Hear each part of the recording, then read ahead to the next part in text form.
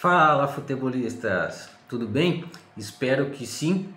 Então, estamos aqui no nosso quarto vídeo, nossa quinta semana, né, aqui com vocês. Semana passada eu gravei alguns shorts, poucos conteúdos, que estava bem corrido aqui no trabalho, em casa e etc.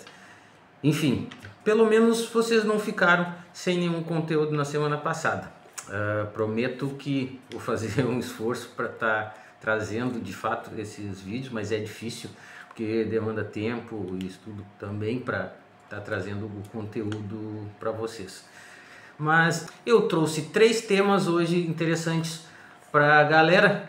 E quais seriam esses temas? A gente vai descobrir nesse vídeo a diferença entre justiça comum e justiça desportiva. Vamos ver uma medida disciplinar aplicada aí a um grande clube da Série A do Brasileirão, a punição também ao torcedor desse clube e no final mostrar para vocês um pouquinho de como é, né, o contrato firmado entre jogador de futebol e o clube e como funciona esse vínculo empregatício que depois pode ser discutido na justiça. Então chega de papo e...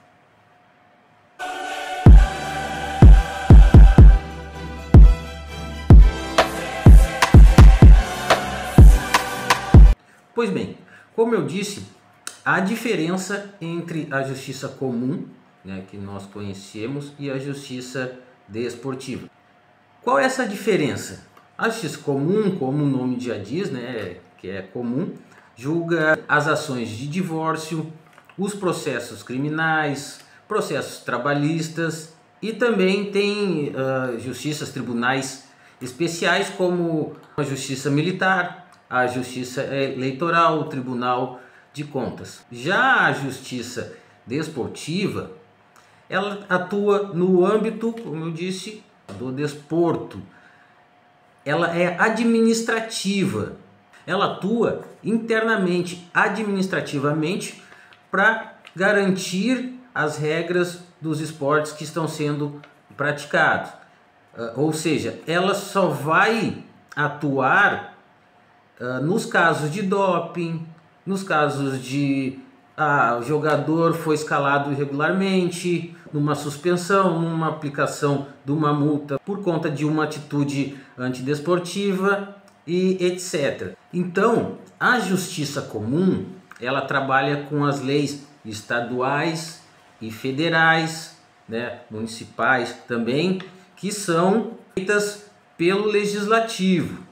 Apesar do Estado legislar também em relação ao esporte, a justiça desportiva, então, ela é o poder judiciário, formada pelos juízes, pelos tribunais de justiça que compõem e fazem parte, então, do sistema legal brasileiro, cumprindo o ordenamento jurídico criado pelo legislativo.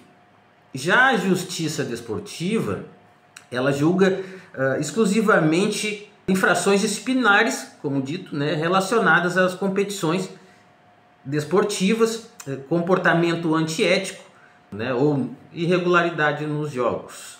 Enquanto a justiça comum se divide em Tribunal de Justiça, Justiça Federal, STJ, STF. Já a justiça desportiva se divide em TJD, STJD e o órgão máximo, a FIFA. E a justiça comum pode julgar casos da justiça desportiva? Sim, mas não é regra. Nos casos em que a justiça desportiva verifica a existência de um crime comum, que é julgado pela justiça criminal, encaminhando assim a situação para a autoridade, né, que irá tomar as providências necessárias. Ou então, quando algum direito é violado, quando não é observado algum direito legal, constitucional ou procedimental, o que ensejará a reanálise, o acesso, o encaminhamento ou a busca por esse direito na justiça comum. Então, como eu falei no início do vídeo, servindo como exemplo, né, de quando e como a justiça desportiva atua e em casos que a justiça comum atua em situações que extrapolam a justiça desportiva. Eu não sei se vocês recordam, mas em 2024, num clássico entre Corinthians e Palmeiras, um torcedor corintiano jogou no campo, né, uma cabeça de porco. E isso gerou uma punição, tanto administrativa, em sede desportiva, para o clube, quanto na justiça comum, ou seja, na justiça criminal, por infringir artigo previsto na Lei Geral do Esporte. O Corinthians foi denunciado ao STJD pela prática do ilícito, vamos colocar assim, desportivo, previsto no artigo 213 do Código Brasileiro de Justiça Desportiva. Vamos dar uma lida. Artigo 213. Deixar de tomar providências capazes de prevenir e reprimir. Inciso 3º. Lançamento de objetos no campo ou local da disputa do evento desportivo. Pena: multa de R$100 a R$100.000. Já o torcedor corintiano que arremessou a cabeça de porco, ele restou denunciado e condenado, né, pelo incurso no artigo 201 da Lei Geral do Esporte, que prevê esse tipo de atitude como criminosa. Artigo 201. Promover tumulto, praticar ou incitar a violência ou invadir local restrito aos competidores ou aos árbitros e seus auxiliares em eventos esportivos. Pena: reclusão de 1 a 2 anos e multa. Esse torcedor foi condenado a 1 ano de reclusão em regime semiaberto.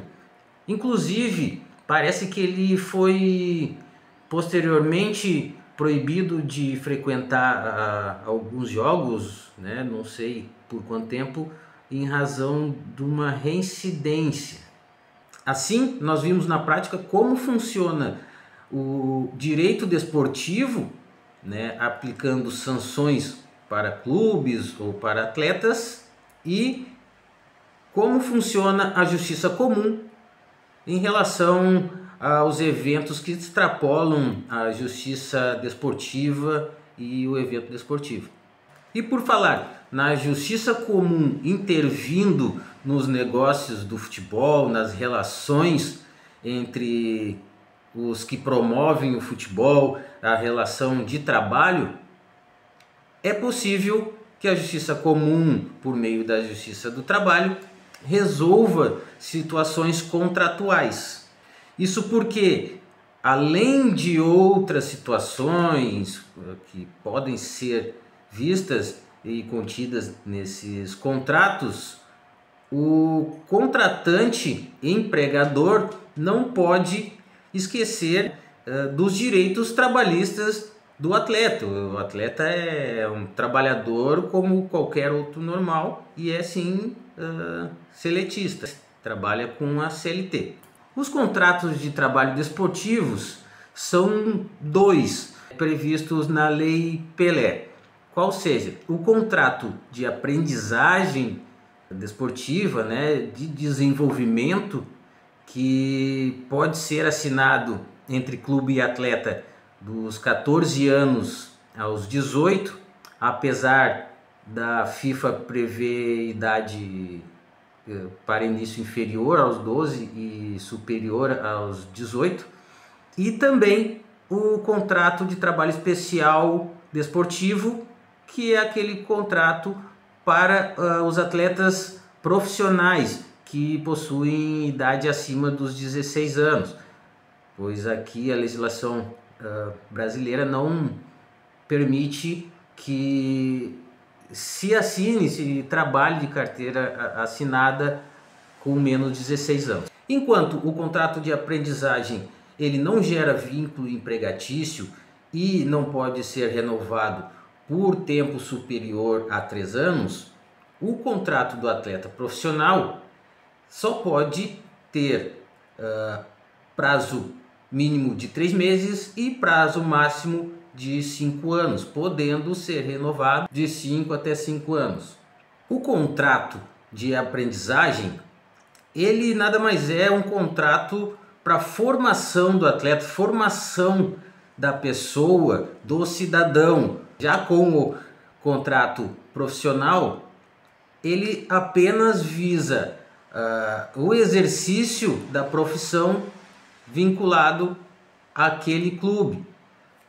Só que para tornar válido o contrato é necessário o registro na entidade desportiva competente, por exemplo, na federação estadual e ou na confederação do país, no caso o Brasil, a CBF. Assim, a grosso modo, então o contrato do atleta profissional prevê uma remuneração para esse trabalhador com registro no órgão competente, tanto do trabalho quanto desportivo, a fim de gerar um vínculo empregatício e também para que o empregado, o atleta, tenha os benefícios da Seguridade Social, né, do INSS.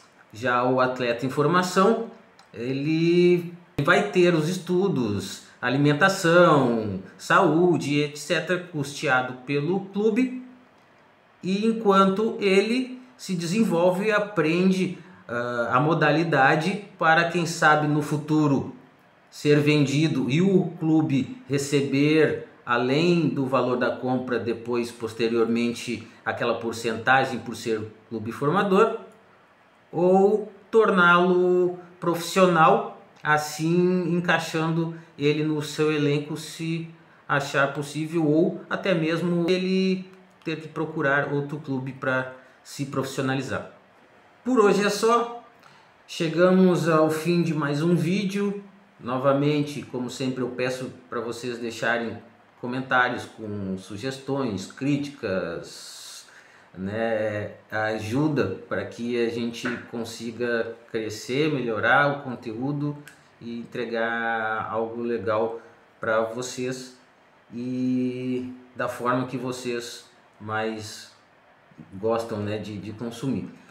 Então, um bom resto de semana a todos. Nos vemos aqui semana que vem, se Deus quiser. E deixa seu like, se inscreve no canal. E esse é o Direito Desportivo Futebol Clube. Falou, valeu!